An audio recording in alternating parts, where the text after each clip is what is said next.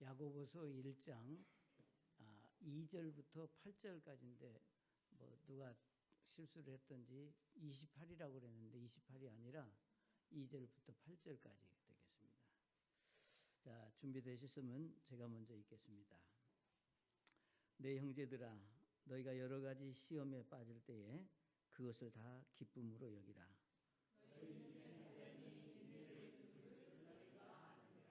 오직 인내를 완전히 이루라.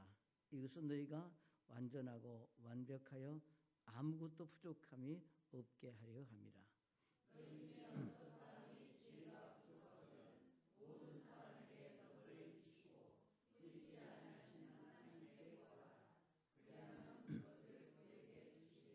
그러나 그는 믿음으로 구하고 조금도 흔들리지 말지니라. 흔들리는 자는 마치 바람에 밀려 요동하는 바다 물결 같나니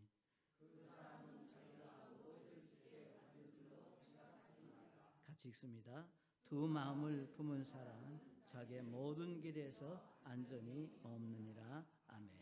아버지 하나님, 이 아침에 하나님의 말씀을 전할 때 종의 입술을 주장하시고 우리 하나님 홀로 영광을 받으시는 복된 시간이 될 수 있도록 우리 하나님께서 은혜 베풀어 주옵소서.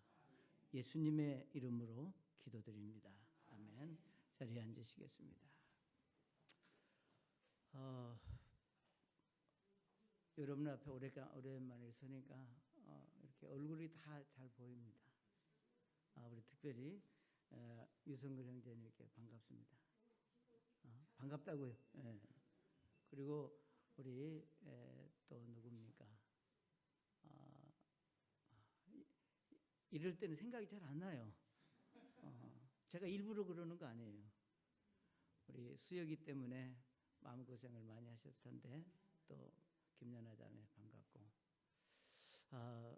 이제 언제 하나님께서 또 어떤 기회를 주실지 모르지만 앞으로 제가 말씀을 전할 기회가 되면 그냥 야고보서를 쭉 하려고 그렇게 생각을 합니다.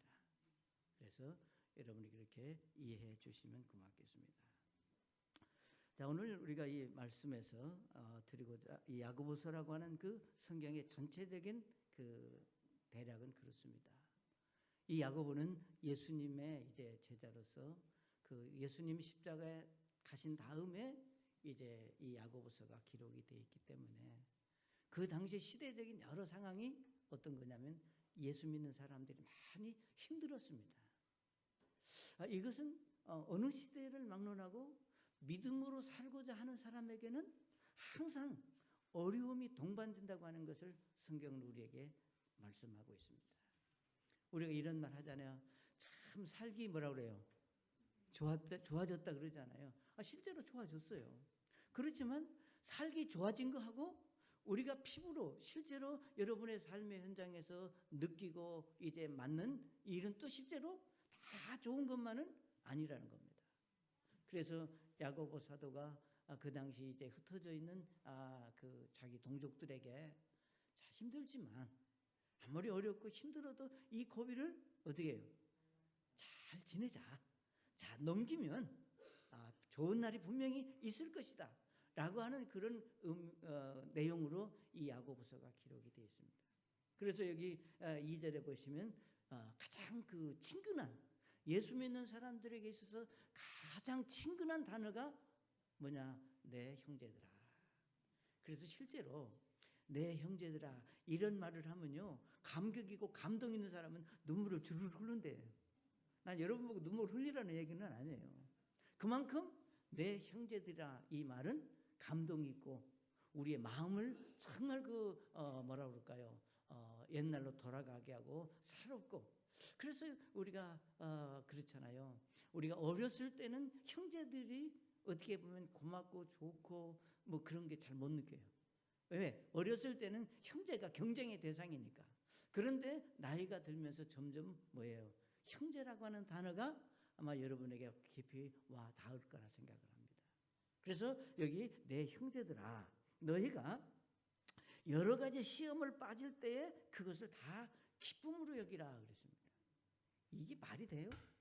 어렵고 힘든데 그걸 기쁨으로 받아들이라고 하는 것은 우리가 얼른 들을 때 이건 좀 말이 안 되는 것 같아요. 그렇지만 야고보 사도가 그 당시 이제 구원받은 그 이스라엘 백성들에게 이제 이 말씀을 하실 때 분명히 우리가 하나님의 말씀, 그러니까 세상에서는 그것이 불가능하지만 우리가 하나님의 말씀으로 돌아오면 어떤 어려움이 있어도 그 어려움을 기쁨으로 여길 수 있는 믿음을 가질 수 있다는 겁니다. 그래서 여러분이 아시는 대로 우리는 이 어려움, 뭐 시험, 뭐 고난, 고통 이걸 다 면제받은 사람은 아무도 없습니다. 저 사람은 무슨 복이 있을까 그렇게 말하지만 그 사람 속을 들여다보면 그 사람 속에도 고통이 있고 아픔이 있고 시련이 있다고 하는 것을 우리가 실제 삶 속에서 경험하는 겁니다. 자, 그래서 저는 오늘 이제 야고보서 처음 하면서 우리에게 어려움이 왔을 때, 여러분에게 시험이 왔을 때, 마음이 아플 때, 정말 아니지, 우리 죽고 싶단 말을 하면 안 되니까 그 정도로 내가 갔을 때 과연 어떻게 하면 그것을 극복하고 이겨낼 수 있을까? 여기 성경 분명히 이제 그것을 다 기쁨으로 여기라 그러기 때문에, 자, 그러면 우리가 어려움을 기쁨으로 여길 수 있는 믿음은 어떤 거냐? 첫째로 하나님도 알고 계신다는 믿음을 가질 수 있으면 좋겠다. 하나님이 알고 계신다. 여러분이 잘 아시는 대로 우리 다 이 태어나서 성장하는 과정 속에서 여러분은 참 감사한 것이 아기도 되어봤다가 또 유년기도 되어봤다가 청년기도 되어봤다가 장년기도 되어봤다가 노년기도 되어봤다가 한 세대를 다 거쳤기 때문에 굉장히 우리가 행복한 겁니다, 여러분. 이 말은 무슨 말인가 하면 우리는 우리 세대를 거치면서 누군가가 내 마음을 알고 나와 함께하는 분이 있다고 하는 것은 굉장히 큰 위로가 되고 힘이 된다고 하는 겁니다. 아무리 우리가 힘들어도 나와 함께하는 분이 있다. 그런데 여기 성경에 하나님이 내 어떤 그 아픔을 알고 계신다. 이건 대단히 놀라운. 이거는 그냥 그렇게 생각해라 그렇게 해서 되는 게 아닙니다. 실제로 여러분의 삶에, 여러분의 중심에, 여러분의 마음에 뭐가 있어야 되냐? 맞다. 내가 누구냐? 내가 누구냐? 나는 예수님을 믿는 사람이다. 아멘. 그러니까 여러분, 그거는 나는 예수 믿는 사람이다 이렇게 우리가 말했을 때 믿음이 얼마나 좋은 사람이냐, 성경을 알고 있느냐, 그걸 물론 말하는 게 아니잖아요. 여러분이 예수 믿고 구원받은 그리스도인이고 나는 그래도 하나님을 의지하고 믿음으로 살려고 하는 사람이다. 그렇게 생각하면 그 다음에 뭐예요? 그래, 내가 예수 믿는 사람이고 이제 내가 믿는 하나님이 어떤 분이냐? 여러분, 우리는 이렇게 생각할 수 있습니다. 먼저 지식적으로라도 여러분이 그런 믿음은 아닐지라도 들어 아는 것은 뭐예요? 하나님은 사랑의 하나님이시다. 아멘. 하나님은 전지전능하신 분이시다. 하나님은 예를 들면 정말로 우리 모든 사람들의 필요를 아시고 형편을 아시고 우리 중심을 아시는 분이다. 여기까지 여러분의 믿음이 가면 어떤 어려움이 와도 끝나는 거예요. 왜? 하나님이 아신다. 여러분, 우리가 마태복음 10장 29절에 보면 이렇게 말씀했습니다. 참새 2마리가 어디 갔어? 안 띄워줘요? 마태복음 10장 29절에 보면, 자, 우리 같이 한번 읽어볼게요. 시작. 참새 2마리가 한 아사리온에 팔리지 아니하느냐? 그러나 너희 아버지의 허락 없이는 그것을 중에 하나도 땅에 떨어지지 아니하리라. 아멘. 자, 여러분, 참새가 귀하지 않다는 게 아닙니다. 참새 새 중에서 흔한 게, 물론 지금은 안 그럴 수 있어요. 근데 새 중에서 흔한 게 참새.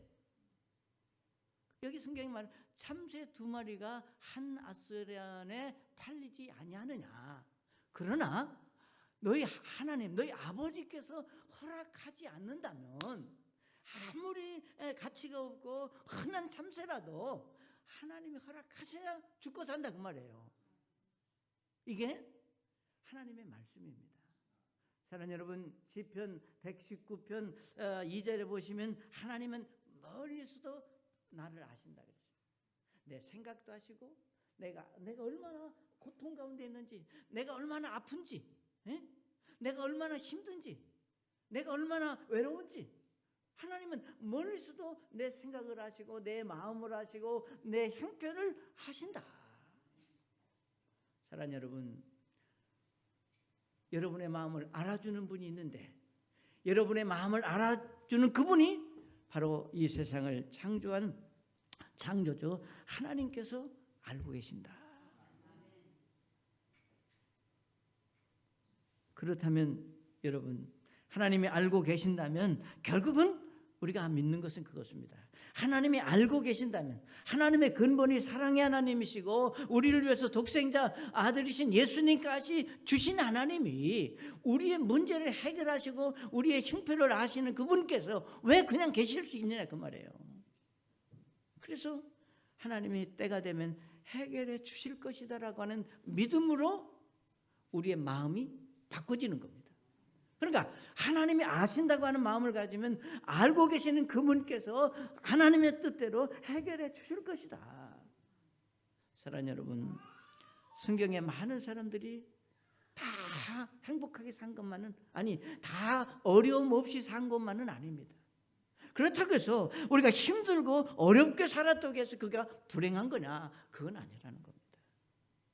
예를 들면 우리가 성경에 보면 가난에 찌들어서 힘들게 산 사람도 있고, 예를 들면 모함을 받아서 이제 정말 억울하게 생명을 잃은 사람들도 있고, 이렇게 건강이 안 좋아서 이제 정말 몸이 만신창이가 돼서 힘든 사람들도 있고, 다양한 사람들이 성경에 기록되어 있지만 그렇다고 해서 그들이 다 불행한 건 아니라는 거예요.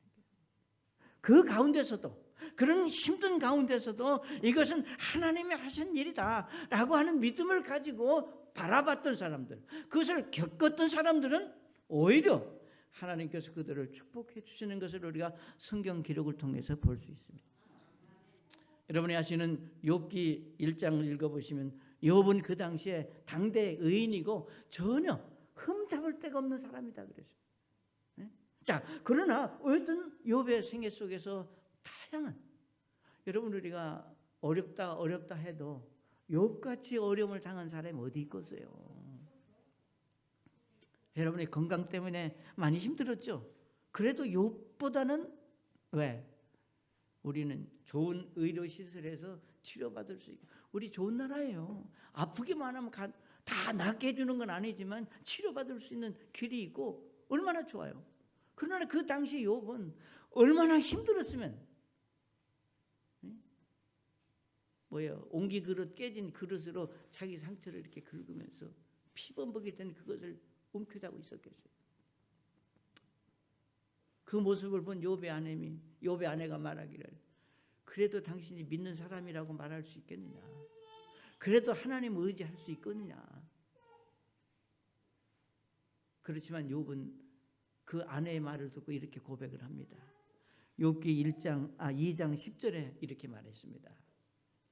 그가 그녀에게 이르기를, 당신이 어리석은 여덟 중에 하나가 말하듯 말하니 무슨 까닭이냐?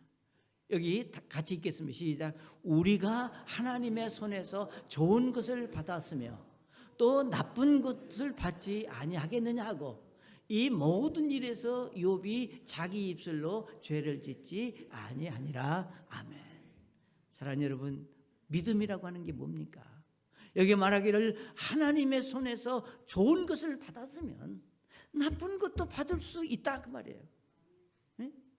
왜 우리는 좋은 것만 원하는지 몰라요. 여러분, 좋은 게 나쁘다는 게 아닙니다. 그러나 우리가 여기 성경에 욥이 고백하는 것은 우리가 하나님께 좋은 것을 받지 않았느냐. 그동안 하나님이 주신 좋은 것을 생각한다면 지금 이 나쁜 것은 비교도 안 된다. 그래서 욥은 자기 입술로 죄를 짓지 아니했다. 이것은 뭔가? 좋은 것도 하나님이 주셨지만 지금 내가 힘들고 어려운 이 시련도, 이 시험도 하나님이 주신 것이다. 그렇기 때문에 입을 벌려 하나님을 원망하지 않았다는 겁니다. 사랑하는 여러분, 전 어떤 모양으로든 여러분의 삶 속에 시련과 시험, 어려움이 없기를 바랍니다. 누가 그걸 원하겠어요? 응? 누가 그걸 나는 좀 이렇게 행복하니까 한번 고통을 좀 받아봤으면 좋겠다. 몰라, 애들은 그럴지 몰라. 네? 그렇지만 조금만 생각이 있다면 누가 그걸 원하겠어요? 그렇지만 여러분의 삶 속에 원하지 않는 일이지만 그 시련과 시험, 그것이 어떤 종류이든 무엇 때문이든 여러분의 마음에 아픔이 있고 힘들다면 하나님이 하신다. 아멘. 그리고 하나님이 해결해 주실 것이다. 그런 믿음으로 그것을 받아들일 수 있기를 바랍니다. 자, 두 번째로 우리가 시험을 기쁨으로 여길 수 있는 것은 뭔가? 두 번째로는 이 시련이 내게 고통이 아니라 뭐라고 그랬어요? 축복의 통로라는 믿음을 가져야 된다. 모든 사람의 삶에서 어려움을 만나면 그 결과에 대해서 생각을 합니다. 또 우리는 멍청한 사람이 아니기 때문에 다 똑똑하고, 요즘 멍청한 사람 없어요. 다 지혜가 있고 나름대로 다 그게 있어요. 그게 누구 덕이나? 첫째는 하나님 덕이고, 두 번째는 핸드폰 유튜브 덕이고, 어쨌든 다 똑똑해. 그렇기 때문에 너무나 지혜가 있고 똑똑하기 때문에 뭔가 하면은 어떤 일이 있을 때 과정도 중요하지만 결과를 자기가 먼저 예단을 한다, 그 말이에요. 그래서 그런 말 하잖아요. 우리 의사 선생님들이 가장 힘든 환자가 누구냐? 자기가 진단도 다 하고 진료도 다 하고 처방까지 다 해가지고 와서 저에게 약 주세요 그러면 그게 제일 힘든다는 거예요. 어쩌면 우리의 삶 속에서 우리가 어떤 어려움을 당할 때 그런 모습으로 내 문제를 해결하려고 한다, 그 말입니다. 그러나 여러분, 여기 야고보서 1장 4절에 뭐라고 그랬습니까? 이렇게 말했습니다. 오직 인내를 온전히, 자 같이 읽게 시작. 오직 인내를 온전히 이루라. 이것은 너희가 완전하고 완벽하여 아무것도 부족함이 없게 하려 함이라. 아멘. 자, 여기 말씀하시기를 완전하고 그 다음에 뭐예요? 완벽하고 부족함이 없다. 사실 이 세상에서 완전한 사람 누구예요? 네? 완전한 사람은 없어. 완벽한 사람, 부족함이 없는 사람 없어요. 무엇인가 그에게는 다 완전하지 못하다는 겁니다. 우리가 완전하다고 하는 것은 모든 것이 갖춰져 있다. 모든 것이 갖춰져 있는 사람이 이 세상에 누가 있겠어요? 그러니까 우리가 완전하고 완벽하고 부족함이 없는 사람은 딱 한 사람 누구예요? 나. 그러면 얼마나 좋겠어요. 네? 우리가 그 사람은 한 분, 예수님 한 분밖에 그런 분 없어요. 완전하고 완벽하고 부족함이 없는 사람. 자, 그런데 여기 성경에 말씀하시기를 오직 인내를 완전히 이루라. 이것은 너희가 완전하고 완벽하여 아무것도 부족함이 없는 사람이 되게 하기 위해서 그 시련과 시험이 내게 왔다, 그 말이에요. 사랑하는 여러분, 이걸 받아들일 수 있다고 하는 건 쉽지 않습니다. 믿음이 아니면 받아들이기 어려워요. 다시 말하면 지금 내가 이 어려움이 왔다. 예? 그게 개인이든 여러분의 자녀들이든 가정이든 어떤 종류의 어려움이 왔든지 간에 결국 이 어려움을 내가 믿음으로 극복하면 하나님이 내게 축복하실 이 어려움이 축복의 통로가 될 것이다. 그래서 우리가 로마서 8장 28절에 보면 이렇게 말씀했습니다. 자, 우리가 알거니와 하나님을 사랑하는 자들, 곧 그분의 목적에 따라 부르심을 받은 자들에게는 모든 것이 합력하여 뭘 이룬다? 선을 이루니라 그랬어요. 자, 여기서 하나님을 사랑하는 자, 전제 조건입니다. 이 여기서 하나님을 사랑한다고 하는 것은 그냥 하나님 붙잡고 울고불고 하는 사람이 아니라 내가 예수 믿는 사람이다. 아멘. 나는 구원받은 그리스도인이다. 예? 나는 어떻게 힘들어도 내가 믿음으로 살고 싶다. 거기까지. 예? 그게 바로 하나님을 사랑하는 자입니다. 그리고 그분의 목적에 따라 부르심을 받았다고 하는 것은 하나님이 여러분을 구원받게 하신 것은, 여러분을 참 하나님의 자녀 삼아 주신 것은 하나님의 무엇인가 목적이 있어서 여러분을 부르셨다는 겁니다. 그러니까 한번 생각해 보세요. 과연 여러분 자신이 그러면요, 그 사람이 큰 사람이에요, 적은 사람이에요? 어렵게 생각하지 마시고 여러분 자신이 자기를 말할 때는 어떻게 해요? 물론 어떤 사람은 굉장히 나는 대단하다 이렇게 말할 수 있지만 대부분 내가 나를 말할 때는 나는 조금 적어요. 이렇게 참 부족하고 참 그렇지만 이런 나를 구원받게 하시고 하나님 자녀로 삼아주셔서 하나님을 섬기게 하셨다고 하는 것, 무슨 뜻이 있을까? 여러분, 철학자가 되라는 게 아니에요. 아주 심오한 어떤 것을 깨달으라는 게 아니라 그냥 생활 속에서 우리가 가끔 그러잖아요. 내가 왜 태어났을까? 내가 왜 이 공부를 해야 될까? 뭐 할 수 있잖아요. 마찬가지로 하나님께서 왜 나를 구원받게 하셨을까? 그냥 하나님이 부르신 목적이 있다는 겁니다. 그러니까 로마서 8장에서 말하는 것은 그 목적에 따라 부르시는 자들에게 우리가 모든 것이, 여러분 일상생활 속에서 일어난 모든 일들이 하나가 돼서 여기 하나님의 뜻을 이루는 일이 될 수 있다. 아멘. 사랑하는 여러분, 맛있는 칼국수 반죽은 어떻게 하는 줄 알아요? 어찌든지 잘 치대. 손으로 안 되면 발로라도 밟아서 잘 치대야 맛있습니다. 그건 뭔가 거기에 들어가 있는 모든 것이 소금, 밀가루, 물, 계란, 또 후추를 넣든지 뭘 넣든지 그게 잘 믹스가 돼야 맛있는 것이 나오듯이 마찬가지예요. 여러분의 일상생활 속에서 일어나는 모든 것이 그냥 아니라는 거예요. 그냥 오는 게 아니라 우연이 아니라, 그러니까 예수 믿는 사람들에게 있어서 우연이라고 하는 말은 엄청난 불신앙입니다. 그러니까 믿음이 없는 거예요. 우리에게는 우연은 없어. 하나님이 아시고 필요해서 내게 주신 것이다 그랬잖아요. 하나님 뜻으로 받아들인다면. 그렇기 때문에 우리가 그 분의 목적에 부르시는 자들에게 하나님께서 그것으로 인하여 선을 이루신다. 아무리 힘들어도. 그렇기 때문에 인내를 뭐라고 그러세요? 온전히 이루라.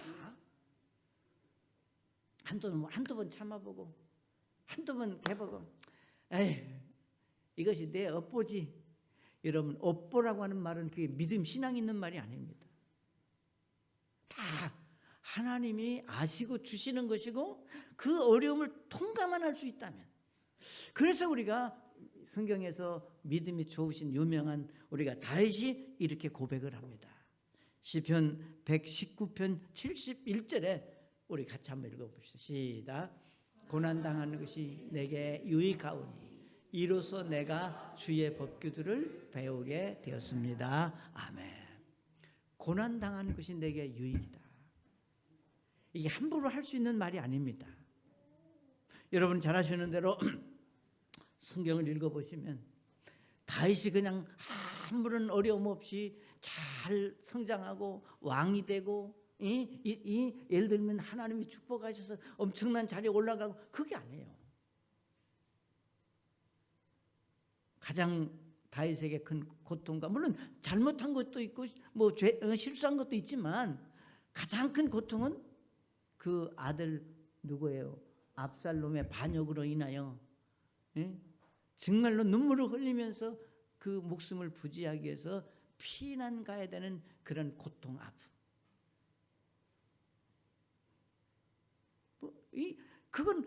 그러니까 다윗은 이제 시편 119편에서 말하는 것은 그냥 젊은 청년 다윗이 말한 게 아니라 이제 시간이 많이 지난 후에 이렇게 뒤를 이렇게 돌아다 보니까 뭐예요?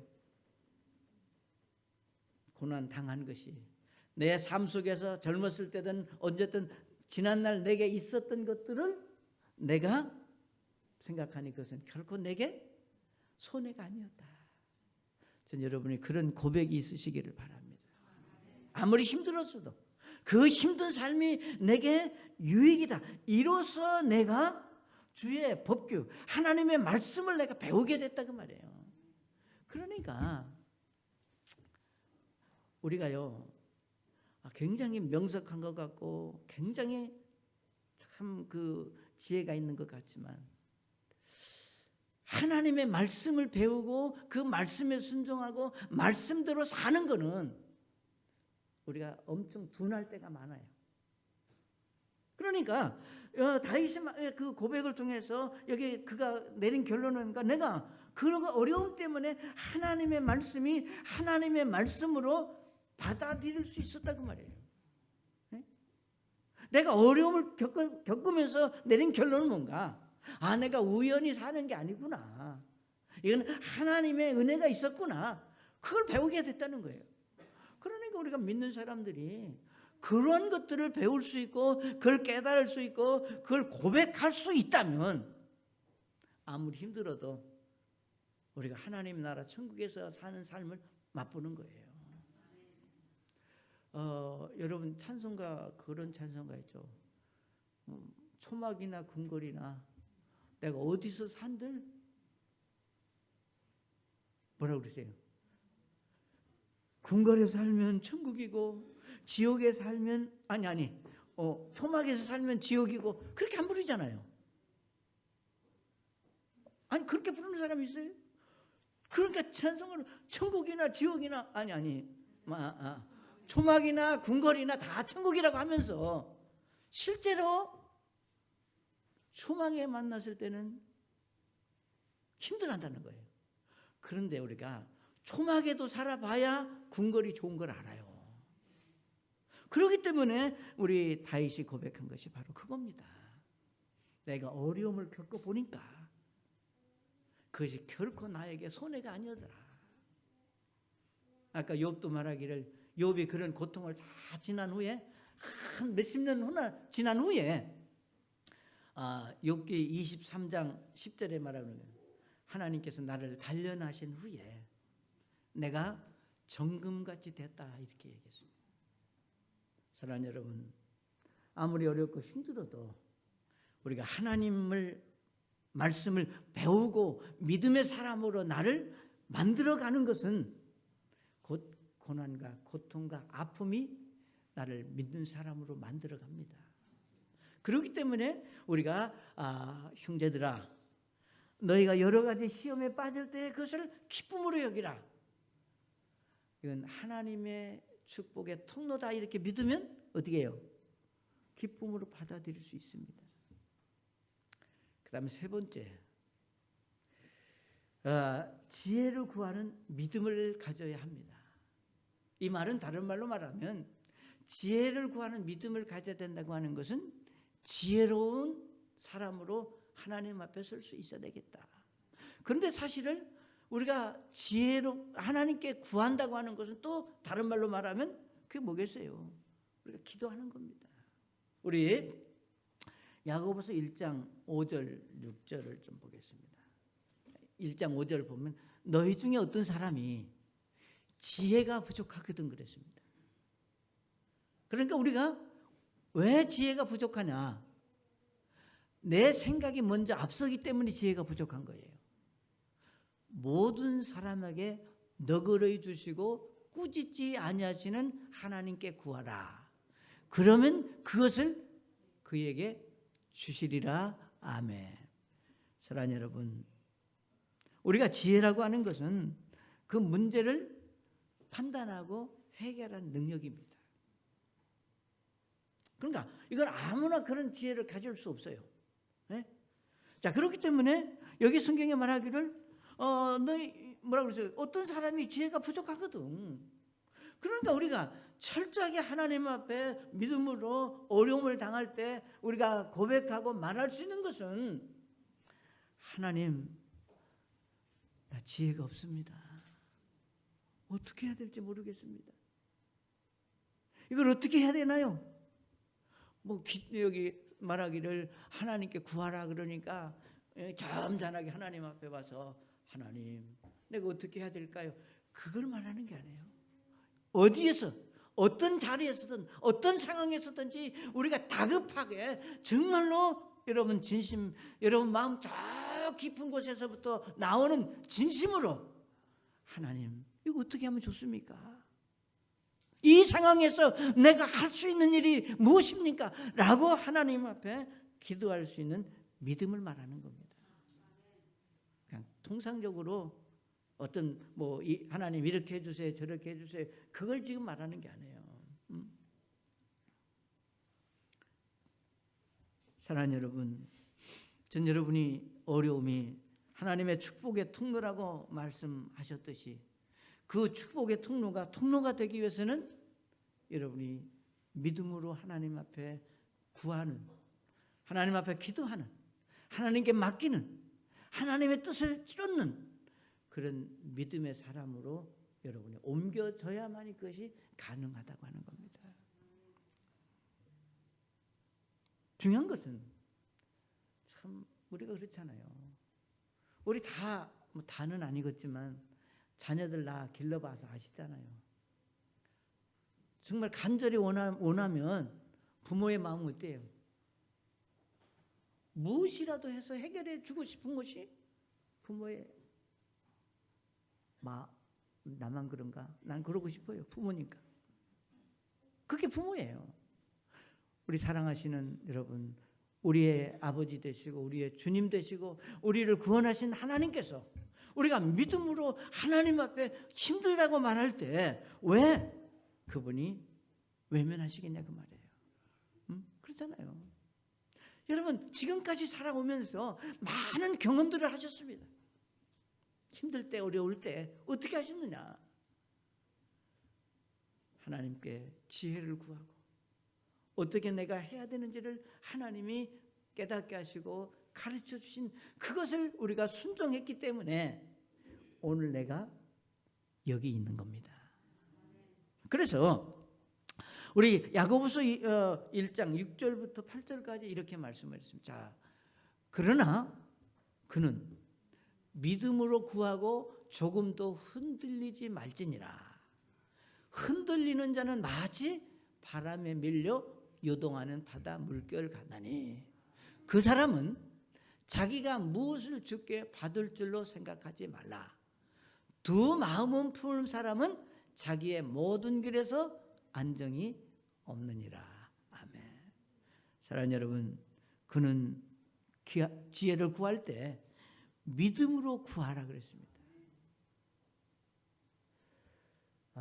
사실 이게 믿음으로 구한다는 게 굉장히 넓고 폭이 깊습니다. 이거 도대체 믿음으로 다 하나 믿음으로 구했는데, 근데 우리가 믿음으로 구한다고 하는 것은 간단해요. 단순합니다. 하나님이 누구라고 그랬어요? 내 아버지십니다. 그 하나님은 전지전능하시고 이 세상의 모든 것을 지으신 창조주 하나님이십니다. 그분은 나를 사랑하셔서 독생자 예수님까지 주신 분입니다. 그러니까 믿음으로 구한다고 하는 것은 하나님이 분명히 이 고통과 이 어려움을 해결해 주실 유일한 분이다. 그걸 믿는 거예요. 다른 거 아니에요. 하나님만이 이걸 해결하실 분이다. 우리는 해결할 분들이 많다 이렇게 생각하면은요 행복할 것 같죠. 근데 복잡해요. 누구한테 말을 해야 이게 될까? 근데 믿음으로 구하는 것은 됐다. 내 주변에 누가 있더라도 다 이건 필요 없어. 오로지 우리가 하나님만이 해결해 주실 분이라고 하는 믿음으로 구하라는 겁니다. 그리고 흔들리지 마라. 뭐 요도에 그 다음에 뭐라 그랬어요? 쭉 보면은 두 마음을 품은 사람은 그랬습니다. 여러분, 두 마음이 무슨 마음이에요? 우리 여기 가슴에 심장이 몇 개라고 그래요? 에? 세 개? 우심방 좌심방 그러잖아요. 그러니까 이쪽에 있는 마음하고 이쪽에 있는 마음하고 같아야 뭐가 잘 돼요. 응? 그러니까 이 심장도 이 두 개가 서로 지가 잘났다고 하면은 어디 가야 돼요? 병원에 가야 돼. 근데 이 두 양반이 서로 협조를 잘해. 예? 그래서 우리가 혈액순환도 좋고 이렇게 큰 소리도 나 큰 소리 치는 거 아니에요. 이게 도와주니까 내가 여러분에게 말씀도 전하고 여러분 하는 거예요. 두 마음이라고 하는 것은 여러분 스스로 마음속에 갈등을 갖고 있는 겁니다. 이럴까 저럴까 갈까 말까 올까 갈까. 그러면 그 다음 뭐라고? 두 마음을 품은 사람은 자기 길에서 뭐가 없다고 그래요? 안정 반대는 뭐예요? 불안. 그 불안하게 사는 거예요. 두 마음 품으니까. 목사님 왜 날 두고 하시는 말씀 같은데 아니 날 두고 하는 말이 아니라 그렇다 지금 하나님의 말씀이 그렇다는 거예요. 그래서 우리가 어떤 경우라도 흔들리지 말아자 그 말입니다. 한번 마음으로 결정했으면 조금 힘들 수 있어요. 아 이건 아닌데 그런 생각할 수도 있어요. 그렇지만 내가 믿는 사람이 이제 하나님 앞에 내가 한번 그렇게 결정한 것을 하나님이 분명히 해결해 주시고 좋은 생각을 주실 것이다. 깨닫게 하시고 가르쳐 주실 것이다. 그렇게 우리가 좀 순수하고 우리가 겸손하게 하나님 앞에 여러분이 무릎을 꿇고 지혜를 구한다면 그 하나님이 왜 안 들어주시겠냐 그 말이에요. 빨리 끝내라 그러네. 네? 왜 하나님이 외면하시겠냐 그 말이에요. 사랑하는 여러분, 전 여러분의 삶의 현장에 아까도 말씀드렸지만 어려움이 없는 걸 정말 기도합니다. 그래서 저 어디를 가든 중보 기도를 꼭 다닙니다. 그렇지만 야속하다는 게 아니라 제가 참 여러분이 삶 속에 어려움이 없도록 기도하지만 간간히 어려움 당하는 성도들의 소식을 접할 때 참 마음이 아파요. 저도 마음이 아파. 그렇지만 우리가 그런 이 소식을 들을 때 우리가 기도하는 건 뭐예요? 하나님, 그 사람이 그 형제나 자매가 그걸 통해서 믿음이 성장하고 하나님이 축복해 주시는 것을 볼 수 있도록 그걸 통해서 믿음이 성장하도록 다윗이 고백한 대로 하나님의 말씀에 더 순종하는 사람이 될 수 있도록 그렇게 기도하는 겁니다. 사랑하는 여러분, 그래서 우리가 누굽니까? 난 이 말을 굉장히 중요하게 내가 누구냐 그 말이에요. 우리 야고보서 1장 여기 보면은 9절에 보면 이렇게 말씀했어요. 낮은 자의 처지의 형제는 자기의 낮아진 것을 기뻐하고 부유한 자는 자기가 낮아진 것을 기뻐할지니 이는 풀의 꽃과 같이 그가 사라질 것이기 때문이라. 해가 뜨거운 열기와 함께 듣자마자 풀은 말리며 그것의 꽃이 떨어져 그것의 외형이 아름다움이 없어지나니 부유한 사람도 자기 길들에서 이와 같이 사라지리라. 이 말씀의 핵심은 뭐냐? 가난하다고 해서 기죽지 말라는 거예요. 부자라고 해서 큰 소리 치지 말라는 거예요. 때가 되면 풀은 마르고 꽃은 떨어지되 뭐 시 같은데 성경 말씀이에요. 예. 다 의미가 없어져. 다 의미가 없어. 여러분 우리 자목사 그랬잖아요. 이놈은 아니라 은행잎 쓰기 힘들다 그랬잖아요. 지금 은행잎 하나는 있어요, 없지? 그게 인생이에요. 그게 우리 사람이에요. 그렇기 때문에 여기서 말하는 내가 좀 낮아졌다 이 말은 내가 좀 힘들어졌다고 해서 힘들어하지 말라는 거예요. 여기 낮은 자는 자기 낮아진 것을 기뻐해라.